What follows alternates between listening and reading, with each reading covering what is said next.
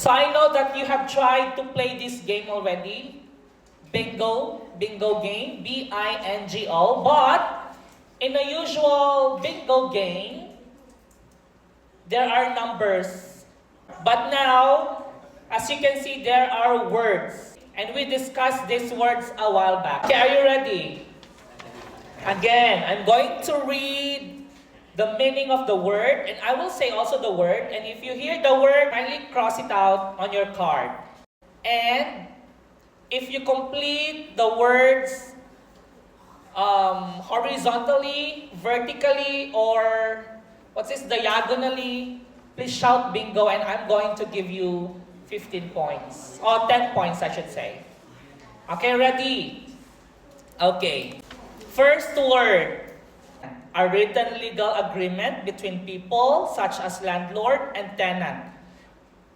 The word is contract. The word is contract. Next word, money paid regularly for using a house, condo, or apartment.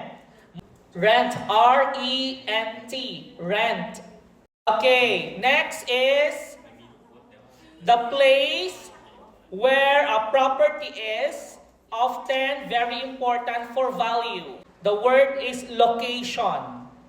Location. Next word, services such as electricity, water, gas, and internet in a property. The word is utilities. Next, owner of a property who rents it out to tenants. The word is landlord. Landlord. Next word, the first payment you make when buying a property. It begins with letter D. D as in dog. D as in dog, down payment. Kindly look for the word down payment. Next, the part of the property you truly own. Equity. The word is equity. Bingo. Okay, you got 10 points.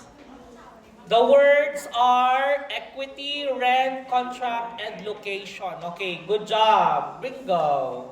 Next, a set of rooms in a building for someone to live in, usually rented. It begins with letter A, apartment. Apartment. Bingo. Okay, good. May I see the words? Okay, it's in diagonal. Appraisal, utilities, landlord, and rent. Okay, 10 points. Bingo. Okay, let me see.